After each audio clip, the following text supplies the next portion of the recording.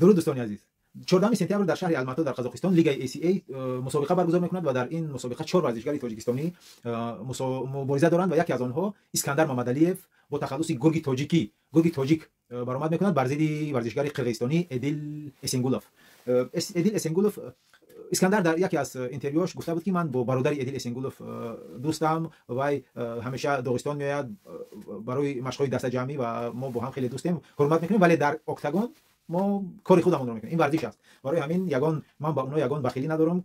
همون جنگ خودمون رو میکنیم، پول خودمون رو درآمد میکنیم، تمام با دست میتیم با هم دیگه. برای همین این ورزش است. اسکندر محمدعلیف در داغستان زندگی میکنه، در همونجا تمرین میکنه. همیشه ما میدونیم که در داغستان قهرمانای UFC هستند، اسلام مخاچف و در وزن نیم وزنین انکلایف، در اونجا قهرمانای PFL هم هستند.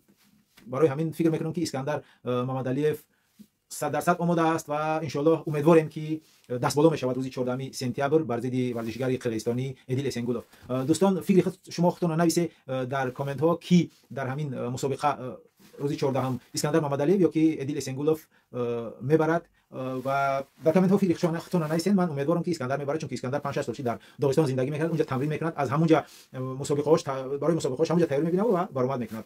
آخرین برآمد خودش اسکندر آخرین برآمد خودش در ACA رقیب خود رو در راوند اول نکاوت کرده بود که رقیبش خیلی پرقوت بود. برای همین ما با اسکندر موفقیت آرزو میکنیم و امیدواریم که دست بالا بشه روز 14 سپتامبر. دوستان در کانال مشت تاجیکی ابونه شوید.